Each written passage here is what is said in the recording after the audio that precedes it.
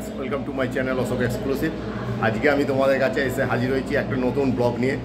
দেখো 1 জুন যে সিএস পরীক্ষা অর্থাৎ কোম্পানি সেক্রেটারিশিপ পরীক্ষা চালু হয়েছিল সেটা 8 তারিখে শেষ হয়েছে। আর আমার ছেলে যেহেতু সিএস পরীক্ষা দিচ্ছে সেই জন্য আমি ওই পরীক্ষা হলে গেছিলাম, মানে কেন্দ্রে গেছিলাম। ভেতরে ঢোকা অ্যালাউ নয়, কিন্তু সেই গেটের বাইরে কীরকম ভিড় হয়েছে, কারা কারা পরীক্ষা দিচ্ছে, মানে কীরকম সেন্টারটা সে সম্পর্কে আজকে তোমাদের ব্লগটা আমি দেখাবো।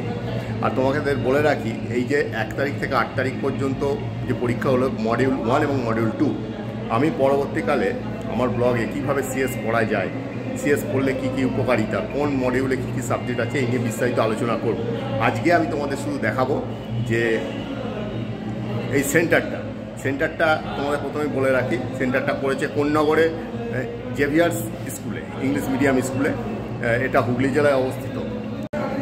ঠিক এটা মানে পুরনো যে ফায়ার ব্রিগেড আছে, ফায়ার ব্রিগেড কোন্নগর পুরনো ফায়ার ব্রিগেডের ঠিক উল্টো দিকে এটা অবস্থিত। তাই চলো সোজা পরীক্ষা কেন্দ্রে আমি চলে যাচ্ছি।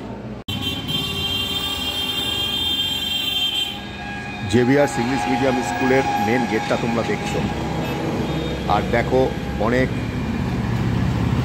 টোটো এসছে, বাইক এসছে, সব স্টুডেন্টরা এসেছে। আর এখন আমি যে এসেছি সেটা একটু সকালবেলা, 1 ঘন্টা আগে আমি এসে গেছি।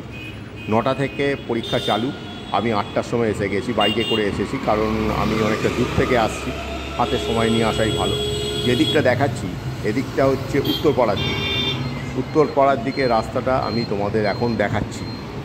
দেখো রাস্তা কিন্তু এখনও ফাঁকা আছে। এইটা প্রথম দিনের দৃশ্য, প্রথম দিনের যে ছবি সেটা আমি তোমাদের এখন দেখাচ্ছি। রাস্তায় ব্যারিকেড করা আছে পুলিশের, ট্রাফিক থেকে ব্যারিকেড করে দিয়েছে, যেহেতু এখানে একটি স্কুল আছে। আর এই দিকে যে রাস্তাটা দেখাচ্ছি এটা হচ্ছে সোজা শ্রীরামপুরের দিকে চলে যাচ্ছে, বাকখাল শ্রীরামপুর ওই দিকটা।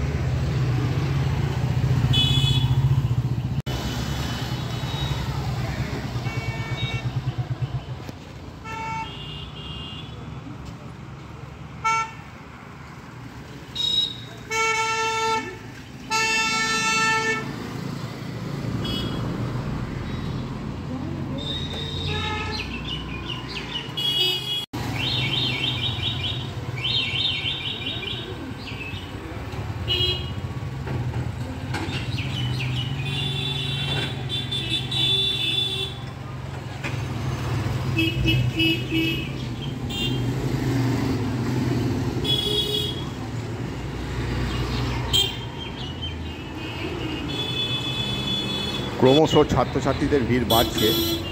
আর দেখো যে আস্তে আস্তে অনেক টোটো করে অনেক স্টুডেন্টরা আসছে পরীক্ষা দেবে বলে।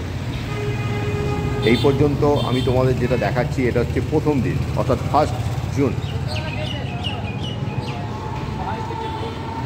এবার আমি তোমাদের দেখাচ্ছি শেষ দিন, অর্থাৎ 8ই জুনের যে দৃশ্য সেটা তোমাদের দেখাচ্ছি।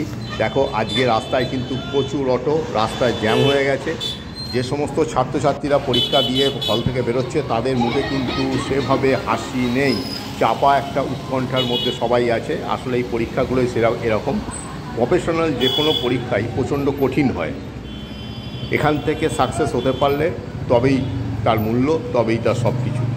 যাই হোক, আমার একটুখানি ক্ষুদ্র প্রয়াস ছিল সিএস সেন্টার তোমাদের দেখাবো, তাই তোমাদের দেখালাম। ভালো লাগলে তোমরা সাবস্ক্রাইব করো আমার চ্যানেলটাকে। তোমরা দেখলে আজকে আমার নতুন ব্লগটি, আশা করি তোমাদের ভালো লেগেছে।